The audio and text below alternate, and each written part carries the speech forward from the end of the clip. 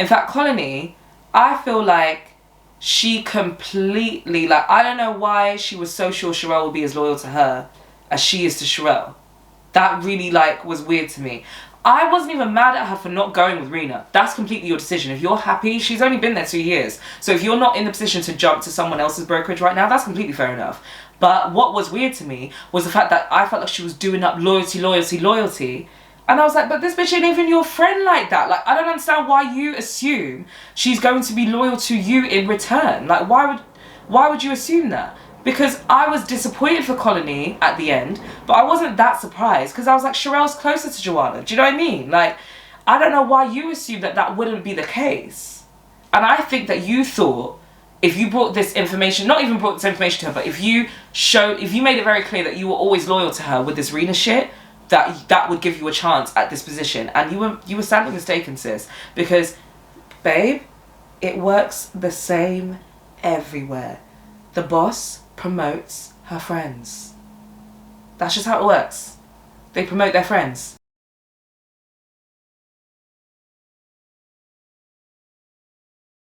Hi everyone, welcome to my channel. My name is Hannah OJ and welcome to my review of Selling Tampa.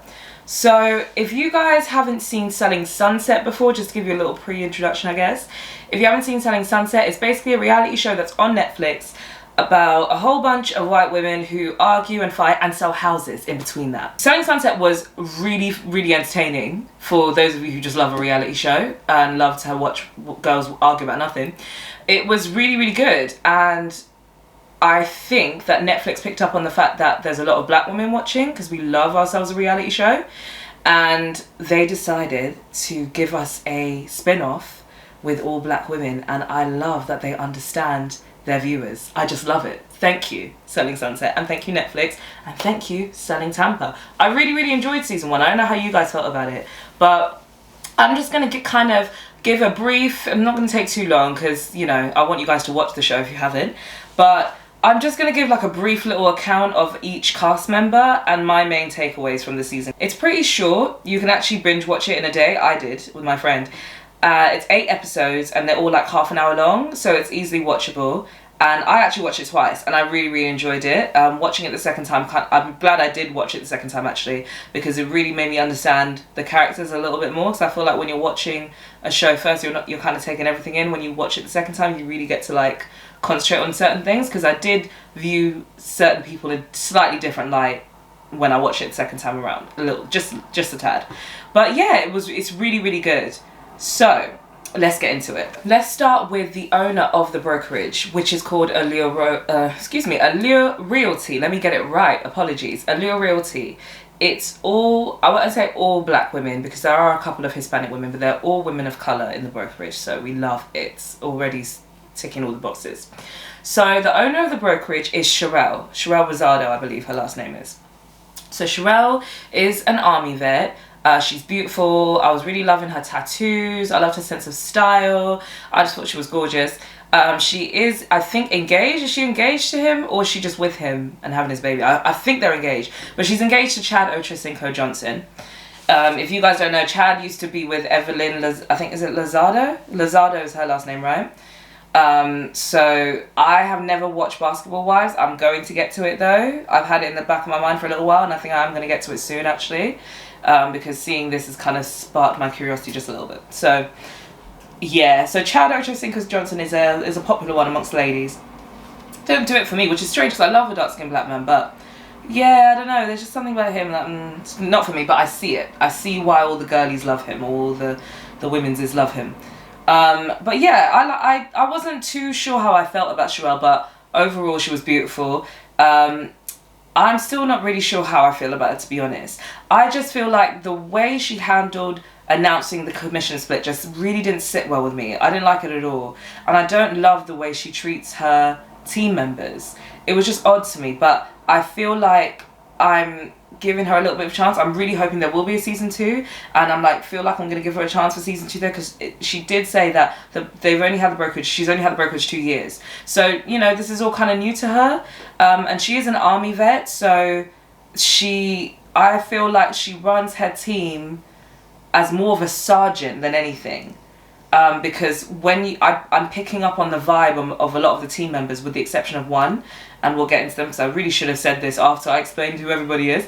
But I'm getting the vibe that a lot of them more fear her than respect her. And I know a lot of management think that that's the best style to have, because a lot of managers can only work with intimidation and no other tactic. But it really isn't. Like, making your employees fear you is just, I mean, I guess it gets the job done for some. But I just feel like if you want to have a coexisting relationship with your agents, which you should, then it's not a good idea. But anywho, I'm still not sure how to feel about Cherelle, but ultimately, nah. Okay, so let's move on to Colony. So Colony, I liked Colony actually. So she was actually one of the first agents at Allure. I think she said she actually signed, she sold the first house under the brokerage, basically. And she was teaching preschool at first, and she hated it. Like, she was crying every day in the bathroom. We can relate. I can relate anyway. I've definitely had that job. And she was calling her dad to talk about it all the time, and he just suggested, why don't you try being a real estate agent? You know Tampa so well. Why don't you give it a try? And she loved it, and she hasn't turned back, basically. And she actually worked in a real estate agency where she was the only black woman. And Cherelle approached her about the concept of Allure Realty and having mainly black women, women of colour anyway. And she was like, yeah, dope. Sign me the fuck up. And that's basically what happened. And here she is now at Allure. My first impressions of Colony, gorgeous, beautiful, just everything is, everything on Colony, like, beautiful, luscious chocolate skin, yardie, as Megan Thee Stallion said. I don't know why I said it like that. But, yeah, Colony is just gorgeous. And other than that, I wasn't sure about her. It took me a good 5 episodes to decide how I felt about Colony. And Anne, I'm going to get onto Anne afterwards, but Anne Sophie, who's like her bestie, I was a bit unsure about them at first. I was like, I feel like you're both cute, but I don't know if I like you yet. But I wasn't too sure. But after I got to episode 5, I was like, nah, I like Colony. I fuck with Colony. I like her. The only thing, and this isn't even her fault, but why did her mother name her Colony? I was really trying to wrap my brains about that the whole series, and I feel like me and my friend were both kind of in the same space where we were just taking it in, because we didn't really even like talk about and gossip too much about the show until like halfway through. And I was like, yeah, I don't know why her mum named her Colony. Like, why would you do that to a black woman? I bet you anything what didn't sit well with her, a part of being the only black woman in the agency. I'm sure there were several issues or a few issues. You know, I've been there. But not in real estate agency, but, you know, definitely been one of the few black women at work, so it's not easy. Could you imagine white people calling you Colony? That wouldn't sit well with me at all. Not at all. I don't know why her mother did that to her. It's not fair. It's just no. But anywho, Colony's beautiful. I would have just changed my name if I were her. Now, Anne Sophie. So Anne Sophie, like I said, is Colony's bestie. She's the youngest in the brokerage, I believe. She's 27 years old. Anne Sophie actually really reminds me of one girl that I used to work with called Carol, and she actually looks really similar to her. The way she acts, even like the way she's just a little bit giggly, like that's how she used to be as well. And like, yeah, great fashion sense. That's one of the, I really like Sophie's sense of style, and that's one thing I always used to admire about Carol. Like her outfits were always on point. And every time I saw Sophie, I was like, Anne Sophie, sorry. Because sometimes they call her Anne, but there were a couple episodes where they called her Sophie, so it got a bit confusing. But anywho, I guess that's what you get when you're called Anne Sophie, but it is what it is. So yeah, I wasn't too sure about Anne Sophie at first, but I was like, she's cute, her hair always looks good, her outfits are always on point. Yeah, but apart from that, I don't know if I like her all the way, but we'll see. But I felt like I liked her eventually. I really we'll go on to that because I don't want to go into my main takeaways now. But I really, really liked Anne Sophie throughout as the series went on. So yeah, like I said, she's the youngest in the brokerage. She's 27 years old. She's Haitian. They were actually, the first scene, her and Colony were kind of, Colony was actually showing him the house, and then Anne Sophie joined. And they were actually like going back and forth speaking French because the guy was Cameroonian. I think Cho was his name. He was actually kind of fine, really, really sexy. Nice body. I wasn't too sure about the face, but a very fine body. And he seemed cool too. A bit thirsty because I don't think he wanted to buy a house, if I'm honest. I think because he popped up on their holiday to Miami halfway through the series. So I was like, okay, Cho's trying to fuck. He ain't trying to buy a house. Cool. But yeah. And then him and Sophie were just speaking French. Colin was like, okay, I guess I'm furniture now. Like, it was just really funny. And yeah, so Anne Sophie seems cute. She seems like very like young, ambitious and hungry, like a bit of a go-getter. She said she loves working at Allure. Even though Cherelle's the boss, she manages her own appointments. She's in charge of her own schedule, and she loves the unlimited income opportunities. Sis, I hear that. I hear that. And actually, Colony and Anne Sophie were two of Cherelle's top selling agents, so there's a little tidbit as well. So Joanna, aka HR. Joanna is 41 years old, but she does not look it. She looks really, really good. And she's actually a grandmother, because she was saying she has a 22-year-old with a son. And I was like, yeah, you do not look like a grandma, babes. But basically, the girls nicknamed Joanna HR because she's just all up in everyone's business. I thought that was hilarious. And she is. She's just that busybody, that beg at work. Do you know what I mean? Joanna just... Okay, Joanna gave me bad vibes. I didn't like Joanna at all. I went like... Because I lied earlier and I said I don't really dislike anybody, ultimately.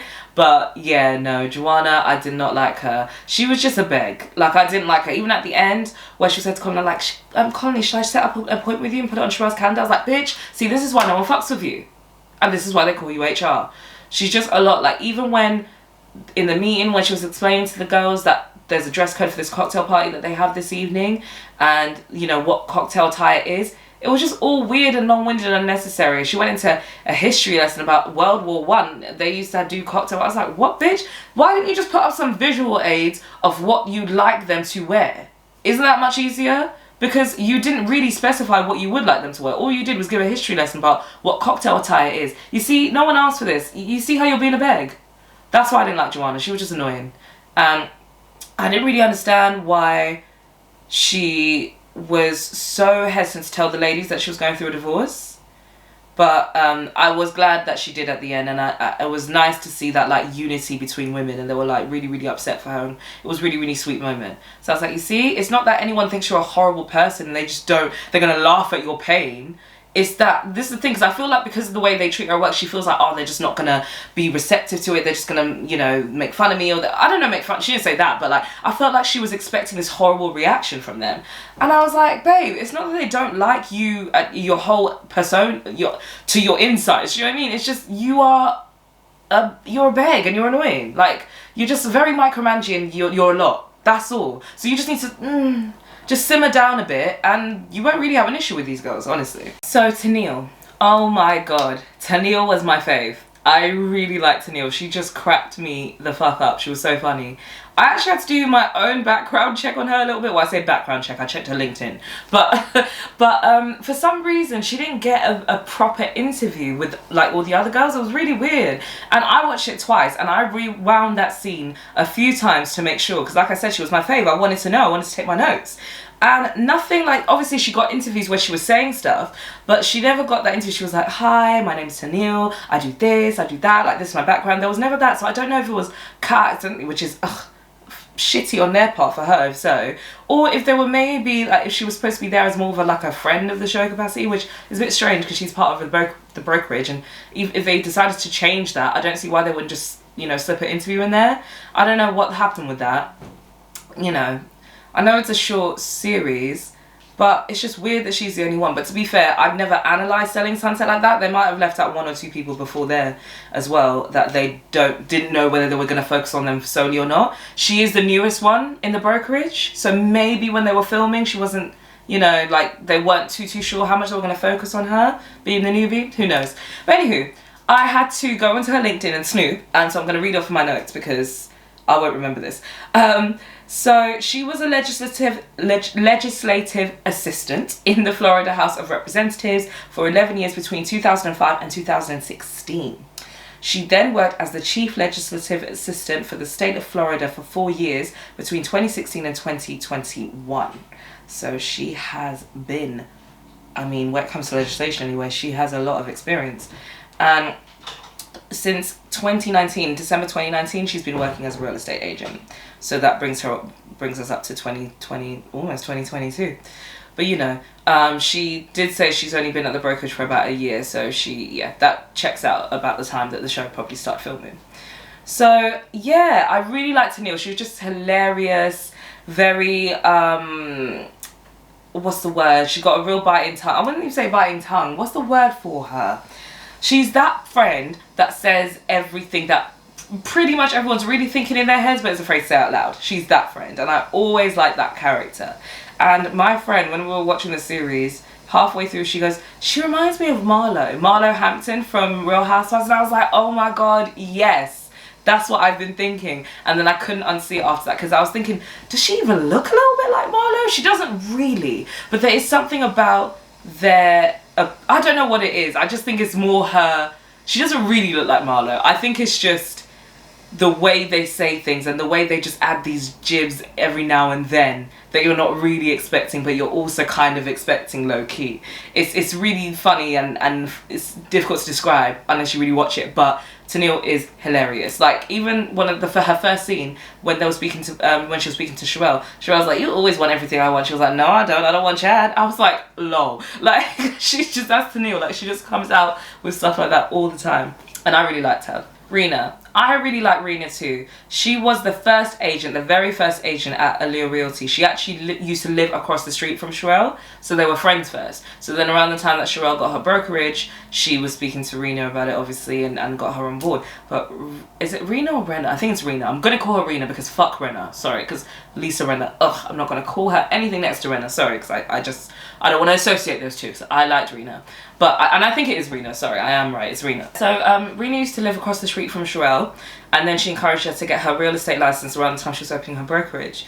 Rena, now, this is an educated babe. Rena has a degree in engineering and in law. I think she worked for law, was it 15 years? I didn't write that down, so don't quote me. But she worked in a law firm for a long period of time, and I believe she said she was the only black woman in her law firm too. So a lot of these ladies are clearly used to being the only black women in their firm, and this is a really, really big deal for them. I think maybe this is why I like the show so much, because I've had those experiences in an office where I was one of a few and it wasn't fun. Even when there was actually a few black women, it still felt lonely. Like, only we understood the treatment that we got and the microaggressions and the way they would treat us. And any time you try to explain it to our employees, like, there's no explaining. I don't know if you're anything like me and those people that tried and just no one cared, no one understood. So seeing, you know, something like this, it's like, oh my god, amazing, this would be incredible. But yeah, Rena, guys, she knows what she's talking about, and she's very articulate, but she's very, like, to the point. She knows what she's doing. Like, she's that person that, like, as soon as you enter a conversation with her, you know this woman's about business. Like, she gives me that kind of vibe.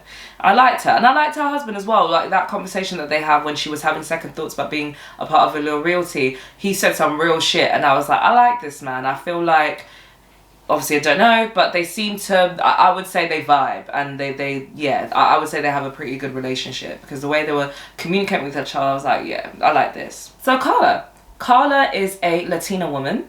So Carla, like so many of us, went through a really, really hard time during the pandemic. She lost half of her clients, so her money slowed down a lot. So obviously, you know, money's slowing down for everybody. So that, you know, put her into a real, real pinch.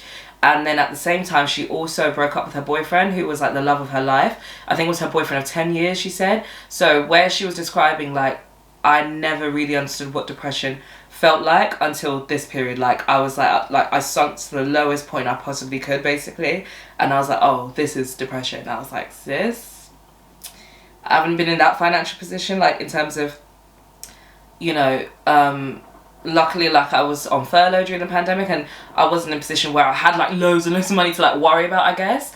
And you know, I haven't been through that kind of heartbreak, but I can definitely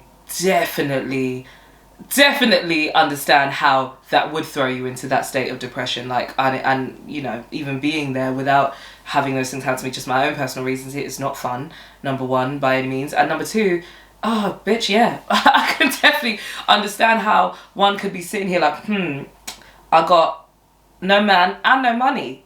Yeah, it's really shit right now. Like, yeah, I could totally understand that. So she's kind of coming back to the brokerage-ish, like, not really coming back. She kind of gave me the vibe of, like, she'd been through a rough time and taken some time off of work maybe, and is now coming back and was like, okay, I'm ready to get at it. And I liked Carla. Carla seemed really sweet. She seemed really full of energy and just nice. Like, she just seemed like a sweet person. And I didn't really have any issues with her. I actually feel like the show tried to tar her and Alexis with the same brush, I feel. And I actually felt like I saw some distinctions between the two of them in terms of their drive and their work ethic. I felt like they were trying to lump them in the same category a little bit. And I don't think they really were, to be honest with you. I think Carla was willing to do the work. It was just she kind of needed to find her feet and pick up the pace, whereas she'd been away from work for a bit and not really in a great, when you're depressed and feeling like shit and you're at home, you're not going to be in the vibe of this you know, paper chaser, this go-get, like that, like, you know, you have to kind of work your way into that. And I feel like that's the stage that she was in. I don't feel like she was Alexis, and we'll get on to Alexis. I think she's our last one, actually. So Alexis is also a Latina woman. She is an NFL wife. Excuse me, I was gonna say her wife. Her husband is Mike Gillies, and he used to play for Miami Dolphins and the Buffalo Bills.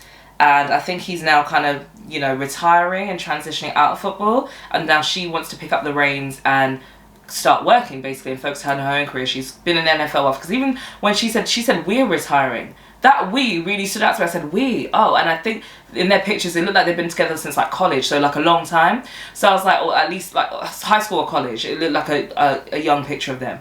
And I was like, oh wow, sis, like, has your life basically been his life this whole time? Shit, like, so yeah. I feel like, so she's in that stage now where she's like, okay, now I'm focusing on my career and what is Alexis gonna do, kind of thing. And I feel like she's maybe sold herself this dream a little bit of being a real estate agent. I feel like maybe she watched Selling Sunset. She was like, yes, I could do this. Like, do you know what I mean? Because I don't feel like she really put into... I don't think she thought about her skill set and what she's capable of and thought, yeah, that's me. Do you know what I mean? Because she's pretty. Alexis is a pretty woman, but she can't sell houses for shit. And it was so confusing to me that in her first scene with her husband, she was talking about how she showed some houses around with Tennille, and she showed like 4 with her, and she wouldn't split the commission with her or something. And I was like, so what, are you trying to say that you showed these houses? And I didn't even really get it, sorry, because I didn't even catch it the first time. It was the second time I watched it that I caught that, and I was like, so you were producing and Tennille wasn't, and now Tennille was producing at a much higher rate than you? It doesn't, like, sis. And yeah, I didn't buy it, because I didn't buy that she once was, you know, okay, and just all of a sudden now she's not producing. Because, like, oh, that $40 million house, which is my favourite house, by the way. I meant to include a picture of my favourite house and I forgot. I'm going to have to, if I have time, I will do that below, because that house was my favourite. It's between that house, the first house they showed, that Colony and Sophie showed Cho, and the house with the house that Cherelle and Colony went to see before Colony sat her down and asked her about the position that she eventually ended up giving to... I don't want to give any spoilers, so let me not, just in case you guys haven't seen it. But yeah, when Colony sat her down to talk about the position that she wanted to go for. That house, the roof alone, I was in love. I feel like if I could put that roof on this $40 million house, my dream home.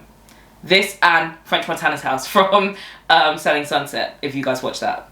Yeah, so as I was saying, Alexis kind of gives me the vibe of a woman who has kind of gotten by through life on her pretty privilege alone and doesn't quite know how to make things happen for her using other skills. Like, she kind of just expects things to just materialize and just happen just because she's pretty, I feel like.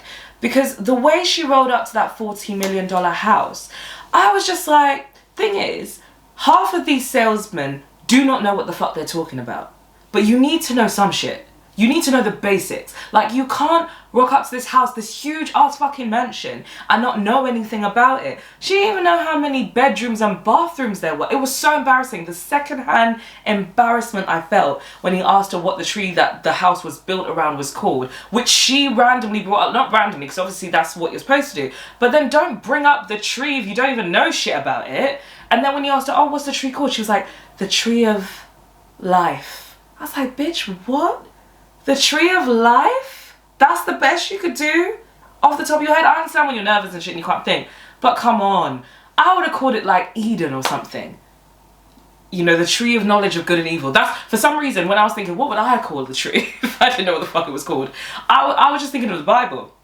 So I was just like, if it's something biblical-ish, no one's gonna really ask questions. Do you know what I mean? So I was just like, bitch, call it something. Something. Wisdom. Just some bullshit. Do you know what I mean? Something airy-fairy, like, I don't know. Just some, I was just like, the tree of life. Like, that's the best you could do. Okay.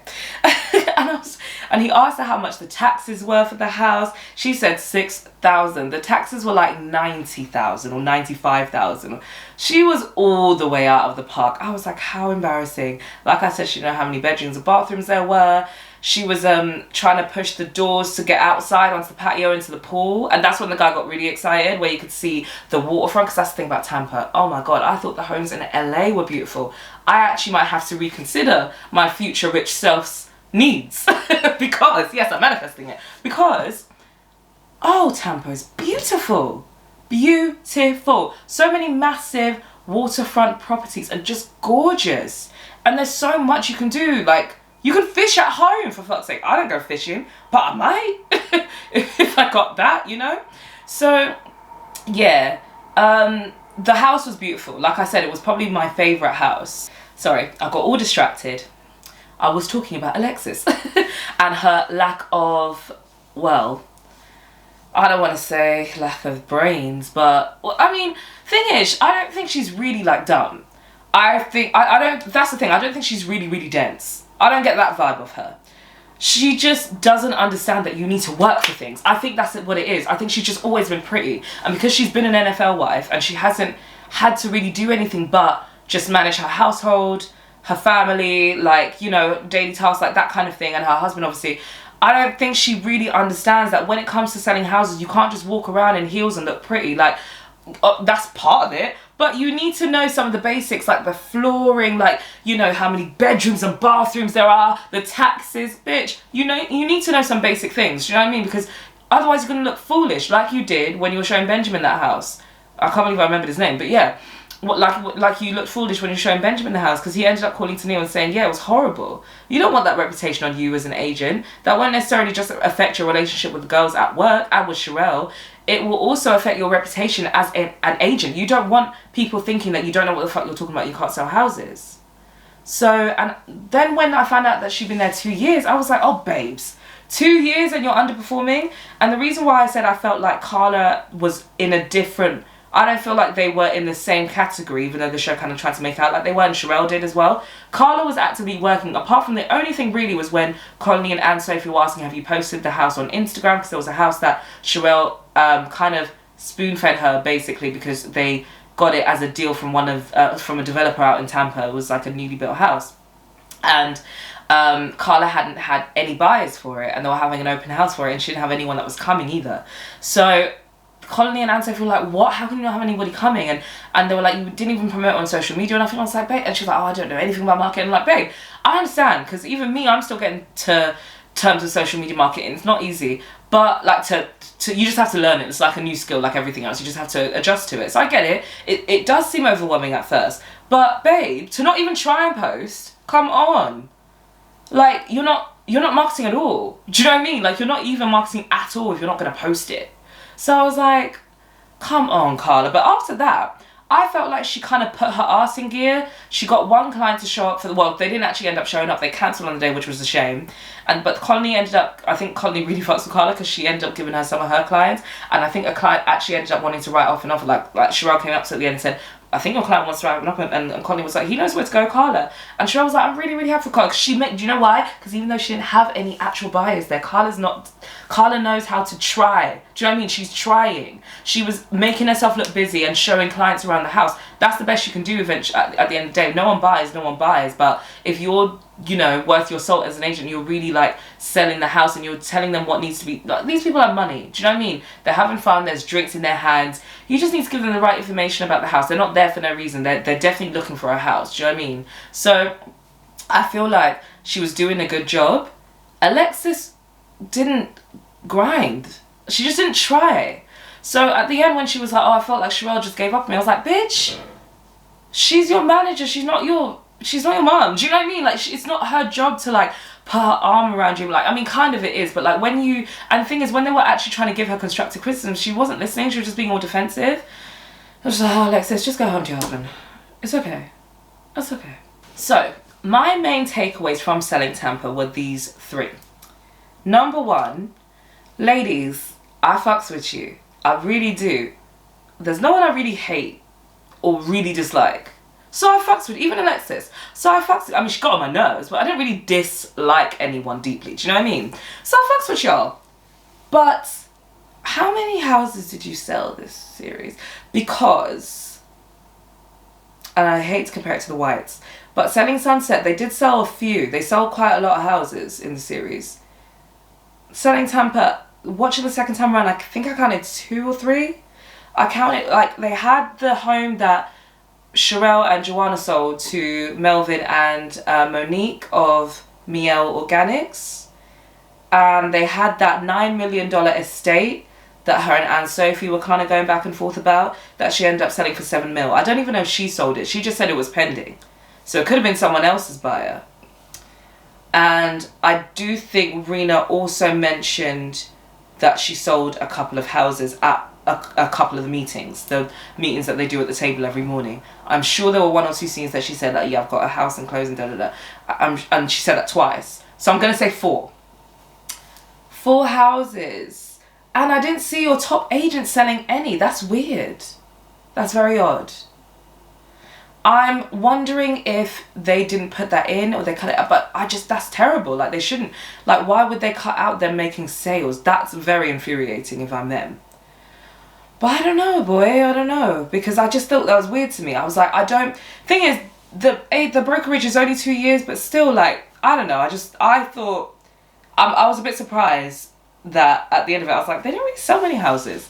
Because that wouldn't, I wouldn't have understood why. Do you know what I mean? Like, they're all very good looking. They're well put together. They dress the part. And yeah, they all know what they're talking about, apart from Alexis. And I just didn't really understand why they wouldn't be making sales. But anywho. So Cherelle and the commission split. So I mentioned that earlier. There was a point in the series, I think the 2nd episode, where she sat all the ladies down and said that she's implementing changes in the brokerage. And because of that, she's changing the commission split. So before, the commission split was 95-5. So they give 5% of their commission to the brokerage. She's now changing that from 95 to 80. So it's 80-20 now. Sorry. She's now changing that from 95-5 to 80-20. So it's now 80-20. And I was like, bitch, what? Like, I was like, 15%? That's a big extra cut.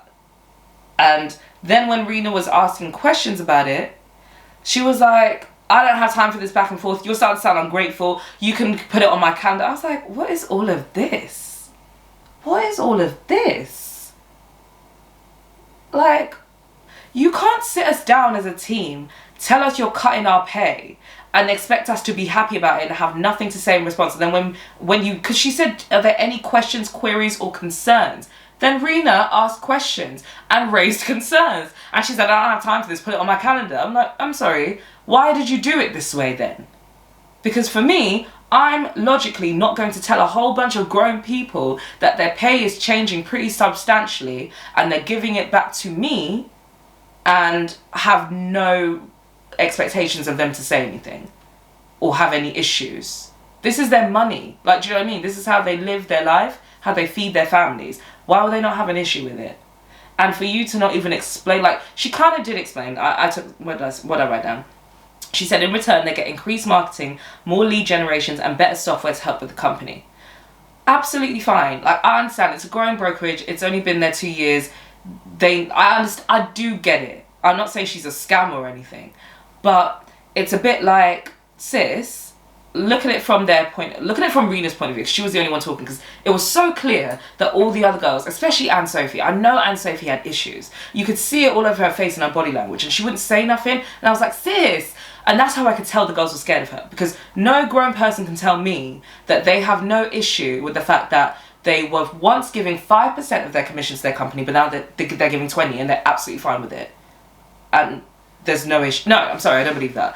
So Rena, there was a little issue earlier in the series where she'd been cut out of the marketing photo. They insisted the reason why was because she left late and early, and some kind of shit, and she wasn't in this photo. And she was like, I didn't actually leave early, I left on time because somebody else arrived late, so we started late kind of thing, and she had somewhere to go to. She said she had her daughter's recital to go to, and I'm just like, yeah, that's valid.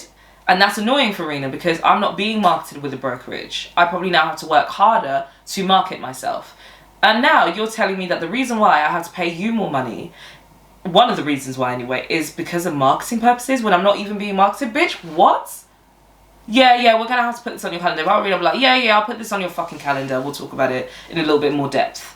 Because, and I honestly think that, and this is why I was mainly with Rena up until maybe the last couple of episodes with starting her own brokerage, and I still am, but I'm kind of like, I don't know if this is because she really wants to do it or because she's genuinely more hurt by what's transpiring with Cherelle. So I feel like it's very obvious that Cherelle really only considers Joanna and Tennille her friends. Joanna's the only one that she's comfortable with, that she shares things with, that has like any kind of personal memories, which is fine. Like, as their superior, I can understand why she might want to professionally keep her distance from them a little bit. But I just feel like Rena might feel, as someone that used to live across the street from her and probably was her really good friend at one stage, because they did say she said they used to do everything together kind of thing. I feel like there might have been a little bit of tension between them, and where they're now almost kind of just a co-working relationship, because... And I feel like the reason why that is because Rena doesn't have any issue with speaking her mind. And people like Cherelle, who just want to be like, it's my way or the highway, they take issue with people who speak their mind. And I feel like that caused some kind of discord between Rena and Cherelle's relationship. And I do feel like that was a lot of the reason of the motivation behind leaving and starting her own brokerage. And I was like, Rena, while I'm with you on this, you need to think about this very, very carefully. And is this a decision you really want to make because you need to make it? Or are you just really hoping that Cherelle sees you doing this and thinks, oh shit, no, let me not make things right, but let me talk to Rena and see if she's happy. Like, I think she wants Cherelle to react how she's never reacted, basically, based off of this, because I kind of felt like every episode she was like, yeah, I'm still thinking about it. And I get you're still thinking about it, but then why did you bring it up to still think about it? That felt weird to me. I was like, I feel like if you're going to talk about it and be as ballsy as to step to Sophie and Colony, her two top selling agents, to try and recruit them, you need to have essentially made your decision, you know? And the fact that she hadn't was a bit funny to me, and it made me think, oh, okay, so are you just hoping that Cherelle comes through in the way that you've been hoping she will, so you don't even have to do that? Or maybe she can, you know, compromise with the commission split. Is that what you're hoping for? Like, I don't know. I just got the feeling she was ultimately disappointed between her, with her relationship with Cherelle. And I thought it was absolutely right what her husband said, where he said more people leave work because they're underappreciated than the people that leave because they're not making enough money. And I was like, that is so fucking true. So true. Because there's only so many jobs where you can make the money that's good enough for you, because we all have our own needs, and most of us can pay our dues and take a little bit of a hit not a hit in finances. You still have to obviously be able to make your way and survive, but most of us can kind of work in a job where we know we could be making a little bit more money, as long as we are treated with respect, and you know that we're comfortable in our working environment and things work. Like, it's like we're taking a little bit of a loss in money because we're comfortable everywhere. Does that make sense? Like, I'm making enough to survive, and I'm doing me, and I love my colleagues, I like the harmony in the workplace, and it's not very common to find a workplace like that. So it's just funny that people can, what's the word I'm looking for? They can sacrifice a little bit where it comes to their money, as long as they're treated with respect. And it's just such a shame, because that hardly ever happens. And that is usually the reason why. Because imagine that, on top of that, I'm not like, you're going to treat me like shit, and I'm not making money yet, bye. Like, bye. And I do feel like that is mainly Rena's motivation for starting her own brokerage. Because she still hasn't, I think I've looked her up, and I think she still hasn't opened it.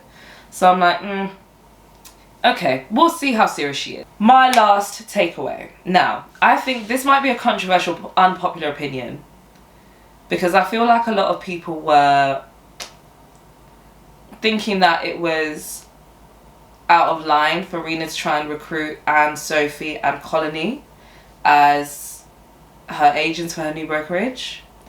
And that was a little bit far for Anne and Sophie to consider going. I disagree. And you know why? Firstly, we need to ask ourselves this question. Is Cherelle anybody's friend except Joanna and maybe Tennille? Because if she's not, Anne Sophie doesn't owe her any loyalty, and neither does Colony. In fact, Colony, I feel like she completely, like, I don't know why she was so sure Cherelle would be as loyal to her as she is to Cherelle. That really, like, was weird to me. I wasn't even mad at her for not going with Rena. That's completely your decision. If you're happy, she's only been there 2 years. So if you're not in the position to jump to someone else's brokerage right now, that's completely fair enough. But what was weird to me was the fact that I felt like she was doing up loyalty. And I was like, but this bitch ain't even your friend like that. Like, I don't understand why you assume she's going to be loyal to you in return. Like, why would you assume that? Because I was disappointed for Colony at the end, but I wasn't that surprised because I was like, Cherelle's closer to Joanna. Do you know what I mean? Like, I don't know why you assumed that that wouldn't be the case. And I think that you thought if you brought this information, not even brought this information to her, but if you made it very clear that you were always loyal to her with this Rena shit, that would give you a chance at this position. And you were sadly mistaken, sis. Because, babe, it works the same everywhere. The boss promotes her friends. That's just how it works. They promote their friends. That's why I knew she wasn't. I knew Joanna was going to get it, and I didn't want her to, but I knew she would. I felt like Colony should have got it. It would make more sense. But I wasn't surprised, and I was like, Colony, I don't know why you were. Like, I don't know why you. I hope she learned a valuable lesson out of that. I hope she learned the lesson that the ones that we want to be loyal to are not always the ones that we want to be loyal to are not always loyal in return. Especially, like, I feel like if that bitch is not my friend, I need to make the choice for me. That's why I wasn't mad at Anne Sophie considering going with Rena. She needs to consider all her options. And I understand what Cherelle was saying was that in the sense of Anne Sophie didn't give her a chance to rectify anywhere she went wrong. But I don't think she was ever going to do that. She didn't offer to. After she had that conversation with her. Fine, in this conversation now, she's made it clear that she's not feeling valued. Are you planning on doing anything about it? No. So, like, it was just a bit like, yeah, come on, ladies, we need to be serious about our grind here. Like, we need to make the best decision. Everyone in life makes the, not everyone, but obviously the majority of people that we admire in life make the decisions that are necessary for them. And I think we all need to do that. I don't feel like if your manager is not... Honestly, even if she is my friend, would I snake her in that way? No. Like, if I saw one of her agents was trying to recruit other agents, basically poach from her, because I can understand why Cherelle looks at it that way. It is her brokerage and it's her team. Of course she's going to look at it that way. I get that. But from Anne, Sophie and Colony's point of view, I think do you, bitch. I think do you. And that's it. I think that's just that simple. And I didn't really understand why Colony threw her under the bus when she had the conversation with Cherelle about it. I was like, Anne Sophie never said she was absolutely going to cut and duck. Like, that's why I was like, why are you throwing this bitch under the bus like this? Why are you doing this, Colony? Because I was like, Anne Sophie is within her rights to go if she wants to. She was being a bit ummy and ahhing, and she was not really saying it with her chest to Cherelle like she was to Rena. Because she hadn't made her mind up yet. She hadn't said 100%, I'm going to speak to Cherelle about going to Rena. She hadn't said that. Why am I going to go to her saying that if I'm not sure? All I'm telling you is, you should see the shit I would say about my employers when I was feeling undervalued at work. Like, I went off. Like, you say a lot of shit. But then sometimes you come away, you vented, and you're like, do I still feel that way? Maybe I do, but let me take some time to process it. Let me not just leave off a knee-jerk reaction, just the fact that I'm upset and angry and feeling undervalued and disrespected right now. Let me really, really take the time to think about it and see what's best for me. She hadn't done that yet. So Colony doing all of this was like, bitch, I thought you were her friend. I was mad confused. But ultimately, I still loved Colony. I still fucked with Colony. I just felt like she thought she was making the best decision for her at the time. I think she felt like being loyal to Cherelle would have been the best decision for her. And I think she's now found out that she's sadly mistaken. So yeah, I really, really sincerely hope she's learnt from that.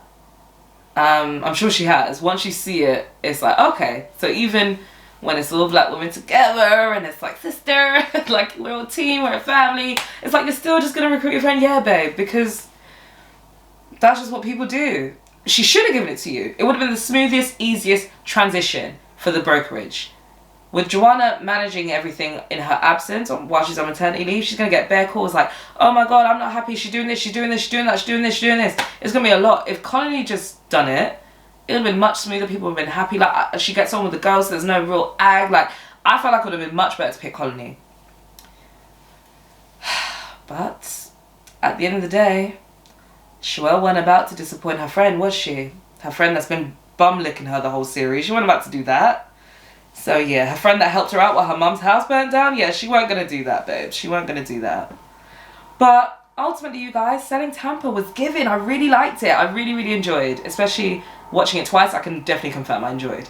I'm really, really hoping that season 2 comes around really soon. I'm definitely here for it.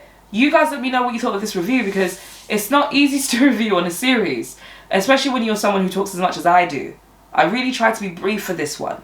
I hope you guys appreciated it and made it to the end. But anywho, so you guys can follow me on all platforms on I am Hannah OJ. That's on Instagram and Twitter. And yeah, and subscribe to my channel, which is Hannah OJ. Click the subscribe button below. And I guess that's it for now. But yeah, if you guys have any comments or any little tidbits or, you know, anything to say about what I've said about Selling Tampa or Selling Sunset, or just in general, what you guys thought of the series, just let me know. I love to talk about shows. I love to talk about TV shows like they're real. It's like one of my favorite things to do ever. So please leave your comments below if you have any little gems for me. And thank you guys for checking out my video. Bye for now.